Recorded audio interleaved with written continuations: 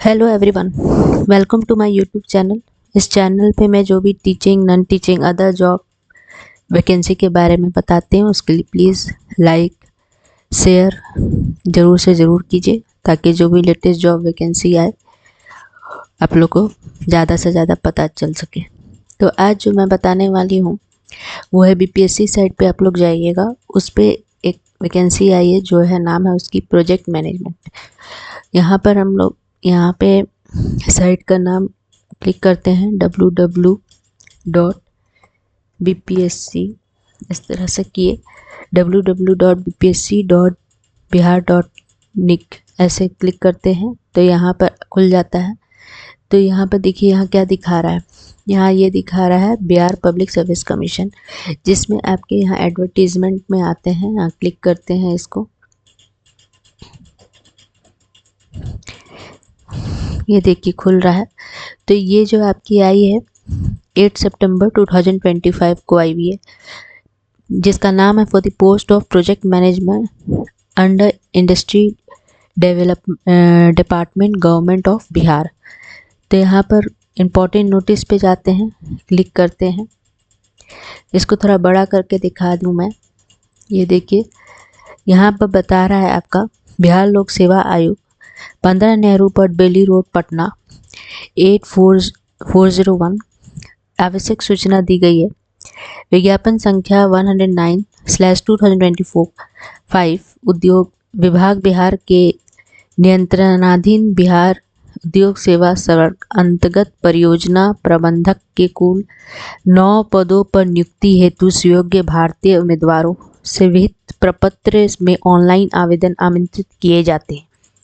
इसमें आपका जो है स्टार्टिंग डेट बताई गई है कि जो भरने की है वो है 10 सितंबर 2025 और लास्ट डेट जो है फॉर्म की वो है 6 अक्टूबर 2025। ये जो साइट दिया है www.bpsc.bihar.gov.in पे आप लोग जाके इस साइट पे क्लिक करके इसी साइट पे जो है आप लोग जो है फॉर्म को अप्लाई कर सकते हैं ऑनलाइन इस साइट पे जाके। ठीक है, ये दिया गया है आप लोग का इम्पोर्टेंट नोटिस इस साइट पे। अब नेक्स्ट जो है मैं बताने वाली हूँ एडवर्टीजमेंट में देखिए यहाँ पर जाइएगा, क्लिक कीजिएगा। तो यहाँ पर जो है आपका दिखा रहा है, इसमें ये आपका कोटी दिया गया है, इसको थोड़ा बड़ा करके दिखा देते हैं। देखिए सभी जाति का कोटि है, अनारक्षित वर्ग है, आर्थिक रूप से कमजोर वर्ग है, अनुसूचित जाति है, अनुसूचित जनजाति, अत्यंत पिछड़ा वर्ग, पिछड़े वर्गों की महिला, जिसमें यहाँ कुल बताया गया कितने हैं। अनुमान्य पदों की जो कुल संख्या दी गई है सबकी अलग अलग दिया गया। अनारक्षित वर्ग के 3 हैं, 35% क्षैतिज आरक्षण के हैं 1, आर्थिक रूप से कमजोर वर्ग 1 है, 35% 0, अनुसूचित जाति 2+1 बैकलॉग मिला के जो है 3 है और 35% क्षैतिज आरक्षण में 0। उसी तरह अनुसूचित जनजाति में 0 है, 35% क्षैतिज आरक्षण में 0 है। तो ये सबका अलग अलग दिया हुआ है सबका।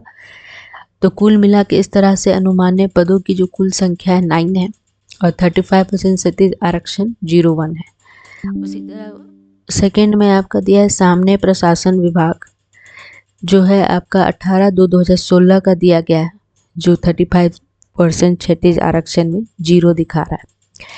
फिर यहाँ पर तीसरा नंबर में दिया है सामने प्रशासन विभाग के संकल्प संख्या 962 दिनांक 22/1/2021 द्वारा दिया गया दृष्टि दिव्यांगता, मूक बधिर दिव्यांगता, ये सबका है, सबका दिया अलग अलग, तो आप लोग देख सकते हैं जाके। फिर यहाँ सेकंड में वेतनमान के बारे में बताया कि इसके जो वेतन स्तर है 9 है। फिर अनिवार्य योग्यता बताए गए हैं कि क्या क्या है एलिजिबिलिटी क्राइटेरिया, इसमें जैसे मैकेनिकल इंजीनियरिंग के लिए निकाला है या इलेक्ट्रिकल इंजीनियरिंग के लिए या सिविल इंजीनियरिंग के लिए। फिर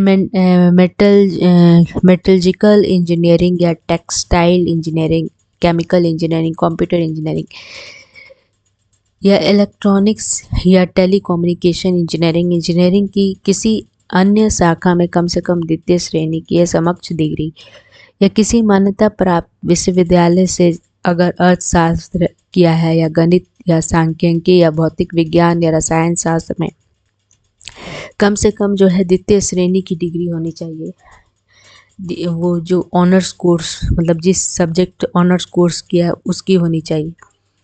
फिर अखिल भारतीय तकनीकी शिक्षा परिषद यहाँ दिए गए हैं। AICTE द्वारा मान्यता प्राप्त किसी संस्थान MBA की डिग्री या PG डिप्लोमा या अखिल भारतीय तकनीकी शिक्षा परिषद AICTE द्वारा मान्यता प्राप्त संस्थान विश्वविद्यालय से फार्मेसी की डिग्री या institute of chartered accounts of India से प्राप्त मेंबरशिप या इंस्टीट्यूट ऑफ कास्ट एवं वर्क्स अकाउंट्स ऑफ इंडिया का मेंबरशिप या रेशम तकनीकी या प्रबंधन में अखिल भारतीय तकनीकी शिक्षा परिषद से मान्यता प्राप्त डिग्री या समकक्ष योग्यता या अखिल भारतीय तकनीकी शिक्षा परिषद के मान्यता प्राप्त किसी संस्थान या विश्वविद्यालय से लेदर टेक्नोलॉजी में डिग्री अथवा समकक्ष योग्यता।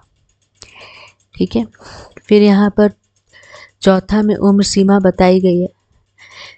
उम्र सीमा में आप देख सकते हैं, यहाँ थोड़ा बड़ा कर दे रहे हैं। ये दिनांक 1/8/2025 दी गई है। न्यूनतम जो है 21 वर्ष है और अधिकतम जो है अनारक्षित जो पुरुष के लिए 37 वर्ष, पिछड़ा वर्ग अत्यंत पिछड़ा वर्ग पुरुष एवं महिला एवं अनारक्षित महिला के लिए 40 वर्ष, अनुसूचित जाति अनुसूचित जनजाति पुरुष एवं महिला 42 वर्ष के लिए। फिर यहाँ पर उम्र सीमा में ये अलग अलग दिया है। कार्मिक एवं प्रशासनिक सुधार विभाग का ये सब बताया है, तो आप लोग जाके जो है देख सकते हैं। ठीक है, ये दिया गया है आपका उम्र सीमा के बारे में बताया है।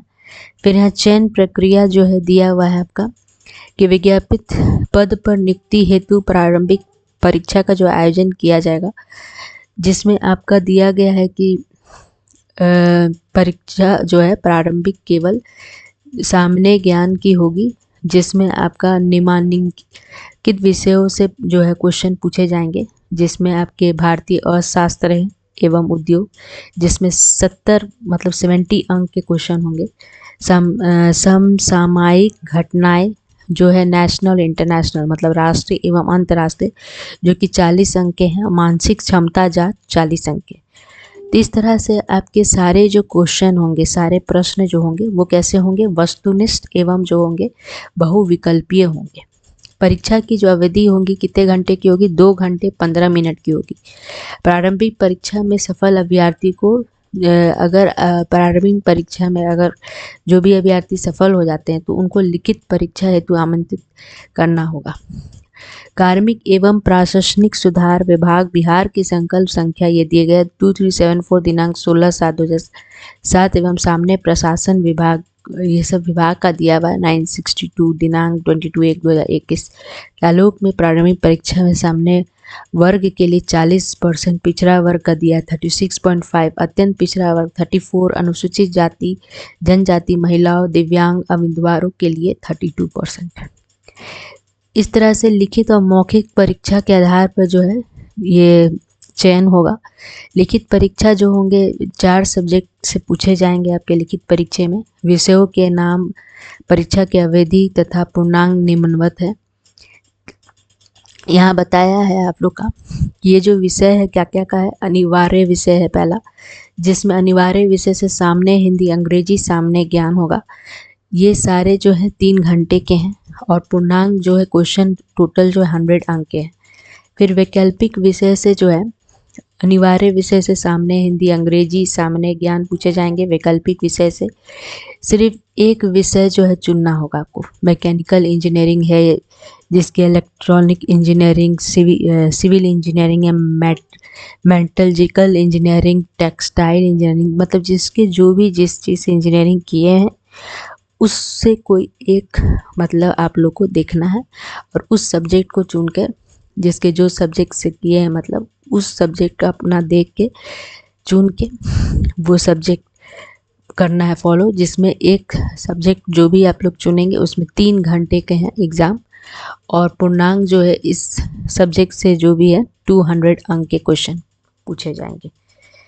एक विषय का इसमें चयन करना है आप लोग का। मतलब मान लीजिए कि जिसके सिविल इंजीनियरिंग है तो वो सिविल इंजीनियरिंग चुनते हैं तो उसमें से आपके 3 घंटे के एग्ज़ाम होंगे और उसमें 200 अंक मतलब 200 क्वेश्चन पूछे जाएंगे। इस तरह से चुनना है। उसी तरह यहाँ गणित दिया हुआ है, संख्यांकी, भौतिक विज्ञान, रसायन शास्त्र, व्यापार प्रबंधन, pharmacy, chartered accountancy, cost accountancy, रेशम टेक्नोलॉजी, लेदर टेक्नोलॉजी, इस तरह से। फिर है उपयुक्त अंकित सभी विषयों का विस्तृत पाठ्यक्रम आयोग की वेबसाइट जो है ये दिया गया www.bpsc.bihar.gov.in पर, इस साइट पर उपलब्ध है ये सब, ठीक है। फिर अनिवार्य विषयों का पाठ्यक्रम वही होगा जो बिहार न्यायिक सेवा मुख्य प्रतियोगिता परीक्षा के लिए निर्धारित है। फिर यहाँ पर क में दिया है सामने हिंदी एवं अंग्रेजी से जो है क्वेश्चन 40 अंक के पूछे जाएंगे, प्राप्त उत्तीर्ण होना अनिवार्य है। फिर यहाँ पर आपका दिया है कि लिखित परीक्षा की मेधा सूची सामने ज्ञान तथा एक वैकल्पिक विषय के प्राप्त अंक को जोड़कर तैयार की जाएगी। लिखित परीक्षा की मेधा सूची से रिक्तियाँ की संख्या का 3 गुना जो है अभ्यर्थियों को मौखिक परीक्षा साक्षात्कार मतलब इंटरव्यू के लिए बुलाया जाएगा। जो भी लिखित परीक्षा की जो मेगा सूची तैयार होगी उनमें आपके 3 गुना अभ्यर्थियों उसी अनुसार मौखिक परीक्षा मतलब मौखिक जो ओरल होता है इंटरव्यू उसके लिए बुलाया जाएगा। मौखिक परीक्षा जो है आपके कितने अंक के होंगे, 100 अंक के होंगे। लिखित परीक्षा में जो भी अभ्यर्थी सफल होते हैं तो उनको मौखिक परीक्षा मतलब साक्षात्कार इंटरव्यू के लिए उपस्थित होना अनिवार्य होगा, अन्यथा वे अंतिम परीक्षा फल हेतु बनाए जाने वाली मेधा सूची में शामिल नहीं किए जाएंगे। वही यहाँ पर बता रहा है कि लिखित परीक्षा के सामने के वैकल्पिक विषय के प्राप्तांक तथा मौखिक परीक्षा के प्राप्तांक को जोड़कर ही जो है मेधा सूची बनाई जाएगी। लिखित परीक्षा के जो अंक है एवं साक्षात्कार के अंक ये दोनों योग के बाद प्राप्तांक समान होने की स्थिति में लिखित परीक्षा में प्राप्त अंक आधार पर मेधाक्रम निर्धारित होगा। लिखित परीक्षा के प्राप्तांक समान होने की स्थिति में वैकल्पिक पत्र के प्राप्तांक के अनुसार मेधाक्रम निर्धारित होगा। वैकल्पिक पत्र का प्राप्तांक समान होने की स्थिति में उम्मीदवार की जन्मतिथि के आधार पर अधिक अंक वाले उम्मीदवार को मेधाक्रम के ऊपर स्थान दिया जाएगा तथा जन्मतिथि समान होने पर जिस उम्मीदवार का नाम देवनागरी लिपि में वर्णमाला के अनुसार पहले आता हो उन्हें मेधाक्रम के ऊपर रखा जाएगा। इस प्रकार अंतिम मेगा सूची तैयार जो है की जाएगी। इस विज्ञापन के अंदर लिखित परीक्षा जो है पूर्ण मूल्यांकन का प्रावधान नहीं है। फिर आरक्षण यहाँ बताया गया, ऑनलाइन आवेदन पत्र में इंगित कॉलम के आरक्षण का दावा नहीं करने का परीक्षा किसी भी स्तर चरण में आरक्षण का लाभ नहीं मिलेगा। तो ये आरक्षण के बारे में बताया। फिर अनुसूचित जाति में उम्मीदवारों के निम्नलिखित प्रमाण पत्र जो है जमा करना ये बताया है अनिवार्य है, जिसमें जाति प्रमाण पत्र, स्थायी निवास, मूल निवास पत्र। फिर अत्यंत पिछड़ा वर्ग के उम्मीदवार क्रीमी लेयर रहित प्रमाण पत्र जमा करना ये सब बताया। आरक्षण का दावा जो है विवाहित महिलाओं का जाति, स्थायी निवास, क्रीमी लेयर रहित प्रमाण पत्र, उनके पिता के नाम ये सब है, तो आप लोग देख लीजिएगा आरक्षण में क्या क्या है। फिर सामने प्रशासन विभाग बिहार के अधिसूचना संख्या 262 दिनांक 26/2019 एवं प्रांतांक 12123 दिनांक 23/6/2023 के आलोक की आर्थिक रूप कमजोर वर्ग के आरक्षण का लाभ बिहार ये दिया गया है सब 15/2023 के आलोक में राज्य के मूल निवासी पुरुष महिला को ही देय होगा। इसमें कमजोर वर्ग के लिए इस विज्ञापन में वर्णित रिक्ति अनुसार 10% का आरक्षण दिया गया है। आर्थिक रूप से कमजोर वर्ग के सदस्य द्वारा प्रस्तुत किए जाने वाले परिसंपत्ति प्रमाण पत्र उपयुक्त संलग्न अनुसूची 1 प्रपत्र 1 में सक्षम जो है प्राधिकार द्वारा निर्गत होना चाहिए।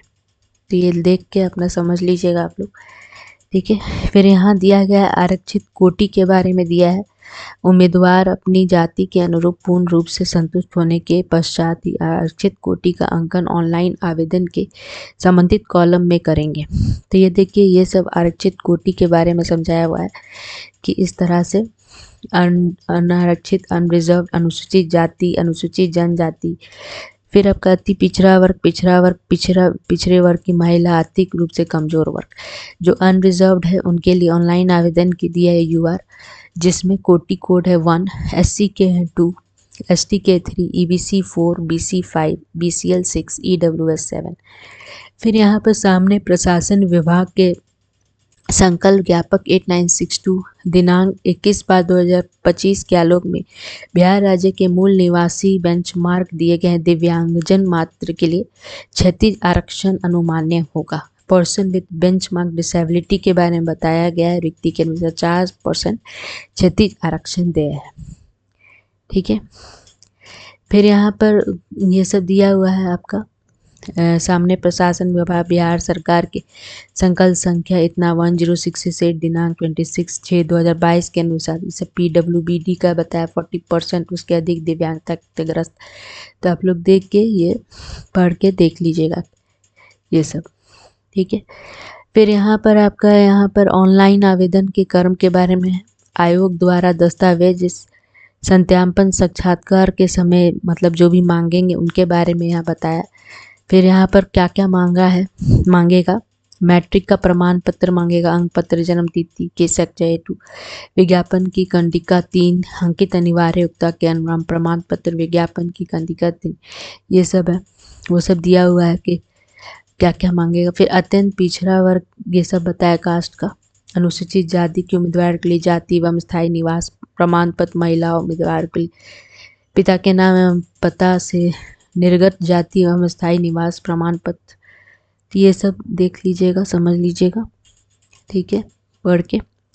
फिर यहाँ कुछ आप लोग का जो है वही दिया हुआ, पहचान पत्र, फोटो युक्त क्या क्या लगेगा ये सब दिया है। फिर शुल्क बताया है कि सामने प्रशासन विभाग बिहार के संकल्प ज्ञापक 15568 दिनांक 21/7/2025 के आलोक में प्रत्येक अभ्यर्थी को मात्र जो है 100 रुपये देना होगा, परीक्षा शुल्क जमा किया जाना। वैसे अभ्यर्थी जिनके द्वारा ऑनलाइन आवेदन में पहचान पत्र के रूप में आधार संख्या, आधार नंबर, उन्हें बायोमेट्रिक फ़ी जो है, बायोमेट्रिक फ़ी में 200 रुपये जो है अतिरिक्त शुल्क का भुगतान करना होगा। तो वही जो ऑनलाइन आवेदन की जो स्टार्टिंग डेट है वो 10 सितंबर से स्टार्ट हो रही है और अंतिम जो ऑनलाइन भरने की है वो है 6 अक्टूबर 2025 तक।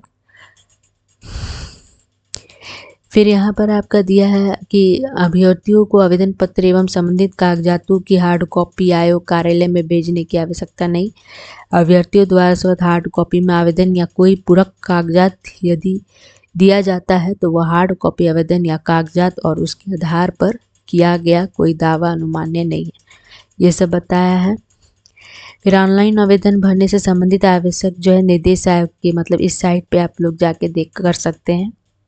ऑनलाइन आवेदन कैसे ये करना है आप लोग को, वो चीज़ यहाँ पर समझाया हुआ है कि ओनली एक टाइम का रजिस्ट्रेशन होता है, इस साइट पे जाके करिएगा, रजिस्ट्रेशन होगा, ये सब समझाया है। तो अच्छे से फॉर्म को पढ़ के, इस एडवर्टीज़मेंट को पढ़ के अच्छे से तब फॉर्म अप्लाई करना स्टार्ट कीजिएगा कि कैसे रजिस्ट्रेशन हम एक बार करते हैं। फिर यहाँ इस साइट पे जाइएगा तो रजिस्ट्रेशन के बाद तब ऑनलाइन फॉर्म भरना जो है स्टार्ट हो जाएगा, रजिस्ट्रेशन आप लोग का हो जाएगा उसके बाद। तो ये समझाया है। फिर यहाँ इंस्ट्रक्शन दिया है डिजी लॉकर के लिए कि कैसे करते हैं, कैसे पोर्टल खुलेगा डिजी लॉकर का, उसके बारे में इंस्ट्रक्शन दिया है, तो आप लोग पढ़ लीजिएगा। फिर यहाँ पर इंस्ट्रक्शन दिए गए हैं प्रोफाइल क्रिएशन का कि personal information, address information, other information, qualification, experience, upload कैसे फ़ोटो करते हैं, फिर फ़ोटो जब अपलोड हो जाता है तो उसका फिर सिग्नेचर करना है, प्रोफाइल लॉक हो जाता है फिर इतना करने के बाद। तो वही स्टेप वाइज स्टेप समझाया गया है, ये सब देख लीजिएगा, देख के अच्छे से पढ़ के फिर करना है। फिर यहाँ पर दिए गए हैं इंस्ट्रक्शन फॉर न्यू एप्लीकेशन, नए एप्लीकेशन के बारे में फिर बताया है कि प्रोफाइल क्रिएट होने के बाद नया एप्लीकेशन एक टैब स्टार्ट हो जाता है, तो वहाँ जाइएगा, फिर एक्टिव होगा, फिर एडवर्टाइजमेंट दिखेगा, फिर व्यू बटन आएगा, उस पर क्लिक करिएगा, फिर चेक एडवर्टीजमेंट क्राइटेरिया पर क्लिक करके उसकी प्रक्रिया पूर्ण करके फिर सबमिट कर दीजिएगा और लास्ट में जो है पे करना रहता है वो करना है और फिर क्लिक कर दीजिएगा पेमेंट पे, तो पूर्ण हो जाएगा। फिर एप्लीकेशन फॉर्म ये सब बताया कि कैसे होता है लास्ट में, तो ये सब चीज़ है। तो ये इंस्ट्रक्शन को पढ़ लीजिएगा अच्छे से एंड देन फॉर्म भरिएगा। फिर माय अकाउंट टैब दिया हुआ है ये सब कि अपना अकाउंट टैब कैसे ये करना है। यदि किसी आवेदक को अपना अगर मान लीजिए पासवर्ड चेंज करना है तो वो अपने अकाउंट टैब पे उपलब्ध विकल्प से कर सकते हैं। अगर ये पासवर्ड चेंज का बताया कि कैसे अगर पासवर्ड अगर चेंज करना है तो कैसे करना है। यदि आवेदक उस समय परीक्षा शुल्क जमा नहीं अगर कर पा रहे तो आवेदक शुल्क आवेदन करने की अंतिम तिथि जो है तक जमा कर सकते हैं। उस समय आवेदक को माय अकाउंट टैब पे जाना होगा, फिर उस टैब में शुल्क जमा करने का विकल्प है। ऑनलाइन भुगतान में अगर अनसक्सेसफुल पेमेंट हो रहा है या ट्रांजैक्शन स्टेटस फेल्योर हो गया तो उसके लिए आयोग उत्तरदायी नहीं है। अभ्यर्थी को सुधार हेतु अतिरिक्त समय नहीं दिया जाएगा। आवेदक ये भी सुनिश्चित कर ले कि डाउनलोड किए गए आवेदन की जो हार्ड कॉपी है वो प्रत्येक पृष्ठ पर एप्लीकेशन नंबर या एप्लीकेशन कुछ आईडी आती है बार कोड अंकित होगी। हार्ड कॉपी पर एप्लीकेशन नंबर, एप्लीकेशन आईडी एवं बार कोड में से किसी एक के अंकित नहीं होने पर भी आवेदन पूर्ण रूप से भरा नहीं जाएगा एवं आदेश सक्रिय नहीं होगा। तो ये सब जो है दिया हुआ है, ठीक है। फिर महत्वपूर्ण निर्देश ये सब है, तो अच्छे से पढ़ के फिर फॉलो करना है आप लोग को। तो ये थी एडवर्टाइजमेंट। अब यहाँ कुछ जो है सिलेबस दिया गया है, सिलेबस जो पूछा जाएगा सिलेबस 1 सिलेबस 2 वो एक बार दिखा देते हैं कि क्या सिलेबस है। तो ये जो है आपकी बैचलर ऑफ टेक्नोलॉजी, ये डिटेल सिलेबस दिए गए हैं, आप लोग देख सकते हैं। इस सिलेबस को तो चाहे आप लोग डाउनलोड कर लीजिएगा कि क्या क्या पढ़ना है सिलेबस में। बैचलर ऑफ टेक्नोलॉजी का इन लेदर टेक्नोलॉजी, जिसमें आपका ये सब सिलेबस दिए गए हैं। थ्योरी एंड प्रैक्टिसेस ऑफ जो है preservation and pre tending operations, थोड़ा सा उसको बड़ा करके दिखा देते हैं ताकि आप लोग को पता चल सके। देखिए ये पूरा जो है दिया गया है आपका, तो जिसके जो है वो अपना सिलेबस देख के पढ़ सकते हैं। ये सब जो है आपका लेदर टेक्नोलॉजी के बारे में दिया गया है इस तरह से। फिर केमिकल इंजीनियरिंग के बारे में है, इस तरह से अलग अलग आप लोग का जो है ये दिया गया है। आप लोग देख सकते हैं, बढ़ा के देख सकते हैं, जिनके जो है आप लोग देख सकते हैं। इस तरह से सबका दिया अलग अलग। लेदर बायोटेक्नोलॉजी, फिर आपका leather product technology, chemical engineering के लिए क्या क्या है तो उसका दिया है अलग अलग। ये सब सिलेबस है, तो जिसके जो सब्जेक्ट होंगे उस अनुसार अपना सिलेबस जाके देख सकते हैं उस सब्जेक्ट में और उसके अंदर जो टॉपिक है वो चीज़। तो ये सब आपका जो है सिलेबस दिए गए हैं सब अलग अलग इस पार्ट से। इस तरह से आपके सबके अलग अलग सब्जेक्ट के जो है सिलेबस निकाले गए हैं। फार्मास्यूटिकल केमिस्ट्री सेकेंड, ठीक है। इस तरह से जो है आपका सबका दिया हुआ है। इसमें कुछ ऑब्जेक्टिव टाइप क्वेश्चंस भी बताए गए हैं, देख लीजिएगा आप लोग क्वेश्चन वगैरह भी। देखिए ये सब दिया हुआ है आपका शायद यहाँ पे, जैसे drug pharmacological third systematic pharmacology, drug acting on cardiovascular system. तो ये क्वेश्चन सब है, क्वेश्चन भी इसमें दिए गए हैं, तो ये देख सकते हैं आप लोग, प्रैक्टिस कर सकते हैं इससे जाके। इसके अंदर क्वेश्चन भी दिए गए हैं सिलेबस के साथ, तो आप लोग देख लीजिएगा। सबके अलग अलग सब्जेक्ट के सिलेबस दिए हैं और क्वेश्चन भी है, इस तरह से जो है दिए गए।